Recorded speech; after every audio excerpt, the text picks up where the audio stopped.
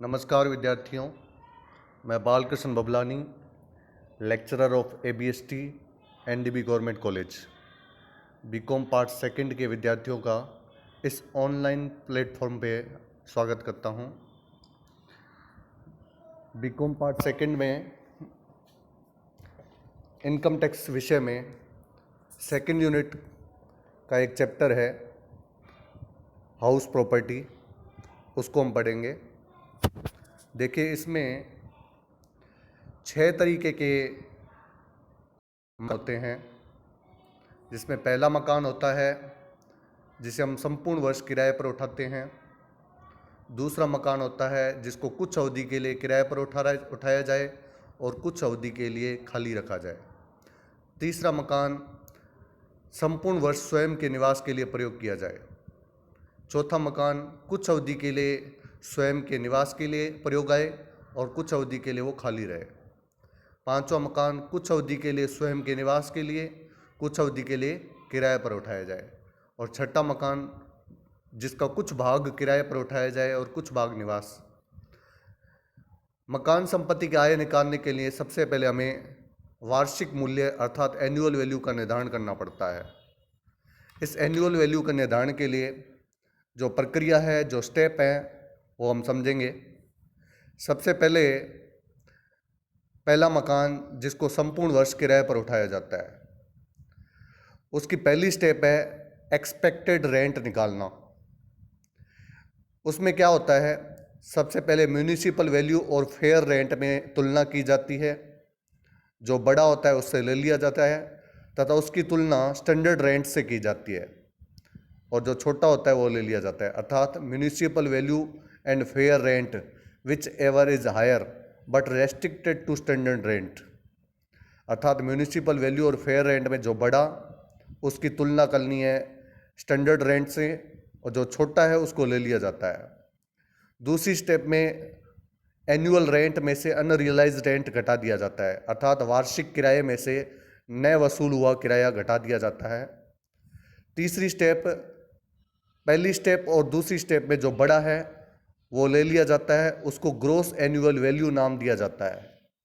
इस gross annual value में से municipal value paid by SSC, अर्थात जो म्यूनिसिपल टैक्स पेड किया जाता है मकान मालिक द्वारा, अर्थात जो वास्तव में चुकाया गया जो म्यूनिसिपल टैक्स है, उसको इसमें से घटाया जाता है। ध्यान रखना है कि जो मकान मालिक ने म्यूनिसिपल टैक्स चुकाया है उसी को ही अपने को लेस करना है। किराएदार द्वारा चुकाया गया म्यूनिसिपल टैक्स इसमें नहीं लेस करना। इस प्रकार तीसरी स्टेप में से जो म्यूनिसिपल टैक्स घटा दिया जाएगा, तो घटाने के बाद जो आएगा उसको एनुअल वैल्यू कहेंगे। इस एनुअल वैल्यू में से 2 तरीके की डिडक्शंस हैं, कटौतियां हैं। पहली कटौती है स्टैंडर्ड डिडक्शन जो 30% है एनुअल वैल्यू की, और दूसरा इंटरेस्ट ऑन लोन जिसको हम आगे दोबारा बढ़ेंगे। इस प्रकार ये घटाने के बाद जो आएगा वो इनकम फ्रॉम हाउस प्रॉपर्टी आ जाएगी। इसी तरीके से एक ऐसा मकान जो कुछ अवधि के लिए किराए पर रहे और कुछ अवधि के लिए खाली रहे, उसकी एनुअल वैल्यू कैसे निकाली जाती है। उसकी पहली स्टेप में एक्सपेक्टेड रेंट निकाला जाता है, जिसकी वही प्रक्रिया है municipal value and fair rent whichever is higher but restricted to standard rent. अर्थात म्यूनिसिपल वैल्यू और फेयर रेंट में जो बड़ा, उसकी तुलना करनी है स्टैंडर्ड रेंट से, जो छोटा है वो एक्सपेक्टेड रेंट कहलाएगा। दूसरी स्टेप में actual rent if property let out through out the year, अर्थात हम ऐसा मान के किराया निकालेंगे कि यह मकान अगर 12 महीने किराए पर होता तो कितना किराया प्राप्त होता, उसमें से अनरियलाइज रेंट घटा देंगे तो दूसरी स्टेप कंप्लीट हो जाएगी। तीसरी स्टेप में पहली स्टेप और दूसरी स्टेप में जो बड़ा है अर्थात विच एवर इज हायर ले लेंगे। चौथी स्टेप में, तीसरी स्टेप में निकाला गया जो मूल्य है उसमें से जितनी अवधि के लिए मकान खाली रहा उसका किराया लेस कर देंगे, अर्थात less rent of vacant period. अर्थात जितनी अवधि के लिए मकान खाली रहा उसका किराया उसमें से लेस कर देंगे। इस प्रकार लेस करने के बाद जो आएगा वो ग्रोस एनुअल वैल्यू आ जाएगा। इस ग्रॉस एनुअल वैल्यू में से municipal tax paid by SSC अर्थात मकान मालिक द्वारा चुकाया गया जो म्यूनिसिपल टैक्स है वो उसमें से लेस कर दिया जाएगा, तो एनुअल वैल्यू आ जाएगी। इस एनुअल वैल्यू में से दो तरीके की डिडक्शन अर्थात स्टैंडर्ड डिडक्शन 30% और इंटरेस्ट ऑन लोन घटा दिया जाएगा, तो टैक्सेबल इनकम आ जाएगी।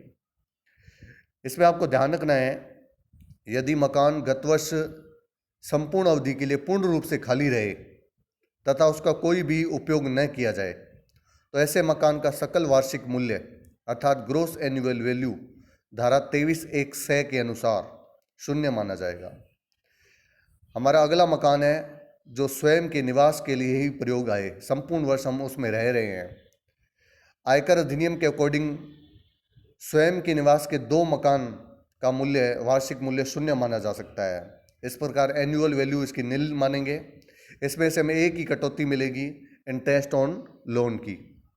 इस प्रकार इसमें से इंटरेस्ट ऑन लोन घटा देंगे तो टैक्सेबल इनकम जो आएगी वो माइनस में आ जाएगी। इसमें आपको ध्यान रखना है कि यदि हमने कोई मकान अपने रिश्तेदार या किसी संबंधी को किराए पर जो बिना किराए पर रह रहा है उसको हमने दे रखा है, उसकी एनुअल वैल्यू नील नहीं मानेंगे। ध्यान रखना है कि अपने रिश्तेदार को आपने इसमें रहने के लिए दिया है, वो फ्री में दिया है, तो ऐसी स्थिति में उसको उसकी एनुअल वैल्यू नील नहीं मानेंगे। ऐसे मकान की आय किराए पर उठाए गए मकान की तरह टैक्सेबल होगी।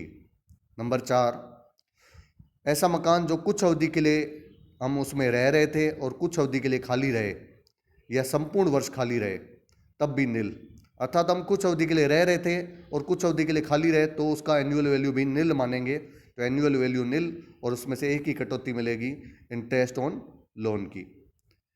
इस प्रकार अब आगे आपको ध्यान रखना है, यदि हमारे पास दो या दो से अधिक मकान हैं जो हम स्वयं के प्रयोग में ले रहे थे, मान लो 3 मकान है, तो उसमें से एक मकान को हमें इस प्रकार मानना है कि जैसे वो किराए पर उठाया हुआ है। और उस मकान को चुनने का हमारा अधिकार है कि किस मकान को हम किराए वाला माने और किन 2 मकानों को रहने का मकान मानें। तो जो हमें सस्ता पड़ेगा, जिसका किराया कम पड़ेगा, जिसकी इनकम कम दिखेगी, ठीक है, उसको हम किराए वाला मानते हुए टैक्सेबल करवा देंगे। नेक्स्ट जो 5वां पॉइंट है, जो 5वां मकान है, कुछ समय स्वयं के निवास के लिए और कुछ समय किराए पर उठाया जाए। इसमें आपको ध्यान रखना है कि ऐसे मकान का वार्षिक मूल्य शून्य नहीं माना जाएगा। इस मकान में आप कुछ समय के लिए रह रहे थे और कुछ समय आपने किराए पर उठाया है, ठीक है, इसलिए ऐसे मकान का वार्षिक मूल्य शून्य नहीं माना जाएगा, ध्यान रखना है। ऐसे मकान का वार्षिक मूल्य यह मानते हुए कैलकुलेट किया जाएगा कि मकान संपत्ति को किराए पर उठाया गया हो, अर्थात डीम्ड लेट आउट माना गया, किराए पर उठाया हुआ। इसमें पहली step municipal value and fair rent whichever is higher but restricted to standard rent. इसको हमें पूरे वर्ष की गणना करनी है, चाहे हमने मान लो 6 महीने किराए पर उठाया और 6 महीने खाली रहा तो भी पूरे वर्ष का इसको कैलकुलेट करना है। इसकी दूसरी स्टेप में क्या करना है, 12 महीने की किराया मतलब एनुअल रेंट में से 2 चीज़ें आपको लेस करनी है। Rent of self occupied period, जितनी अवधि के लिए हम रह रहे थे उसका किराया उसमें से लेस करना है, और दूसरा आपको लेस करना है अनरियलाइज्ड रेंट मतलब न वसूल योग्य किराया। ध्यान रखना है, वार्षिक किराए में से rent of self occupied period less करना है और अनरियलाइज्ड रेंट लेस करना है। तो दूसरी स्टेप के बाद जो तीसरी स्टेप आएगी और जो विच एवर इज हायर होगा, मतलब दोनों स्टेप में से जो बड़ा है वो ले लिया जाएगा। चौथी स्टेप में इसमें से less rent of vacant period, अर्थात जितनी अवधि के लिए वो मकान खाली रहा। ध्यान रखना है, दूसरी स्टेप में आपको वो रेंट घटाना है जितनी अवधि के लिए हम रह रहे थे, सेल्फ ऑक्यूपाइड पीरियड का रेंट घटाना है। और चौथी स्टेप में रेंट ऑफ वैकेंट पीरियड, जितनी अवधि के लिए मकान खाली रहा वो लेस करना है, ध्यान रखना है। इसको लेस करने के बाद जो आएगा वो ग्रॉस एनुअल वैल्यू आएगी, और इसमें से आपको क्या घटाना है, म्यूनिसिपल टैक्स जो मकान मालिक ने चुकाया। इसको घटाने के बाद एनुअल रेंट अर्थात वार्षिक मूल्य आ जाता है। इस वार्षिक मूल्य में से 2 तरीके की छूटें अर्थात स्टैंडर्ड डिडक्शन 30% और इंटरेस्ट ऑन लोन लेस कर दिया जाता है, तो टैक्सेबल इनकम आ जाती है। अब छठा तरीके का मकान है जिसका कुछ भाग स्वयं के निवास के लिए प्रयोग है और कुछ भाग किराए पर या कुछ भाग व्यापार के काम आए। तो इसमें आपको ध्यान रखना है, स्वयं के निवास वाले मकान या भाग का वार्षिक मूल्य जो है धारा 23(2) के अनुसार शून्य माना जाएगा। जिस भाग में हम रह रहे हैं उसका वार्षिक मूल्य शून्य माना जाएगा, और जिस भाग को हमने किराए पर उठाया हुआ है उस पर किराए की गणना, उसकी गणना वैसे ही की जाएगी जो हमने पीछे सीखी, अर्थात धारा 23(a), (b), (c) जो 4 स्टेप में आता है। अब आपको ध्यान रखना है कि जो मकान का भाग आपने व्यापार के लिए किसी कर्मचारी को दे रखा है और उससे कोई किराया वसूल हो रहा है, तो मकान संपत्ति की आय नहीं मानेंगे, वो व्यापार पेशे की आय मानेंगे, और इसको व्यापार एंड पेशे शीर्षक में ही करयोग्य माना जाएगा। इसके बाद हम इंटरेस्ट ऑन लोन को पढ़ेंगे, जो हम कटौती घटा रहे थे। दो तरीके की कटौती घटा रहे थे। एक तो हम घटा रहे थे स्टैंडर्ड डिडक्शन 30%, और दूसरी हम घटा रहे थे इंटरेस्ट ऑन लोन। तो इंटरेस्ट ऑन लोन हमारा अगला टॉपिक होगा। धन्यवाद साथियों।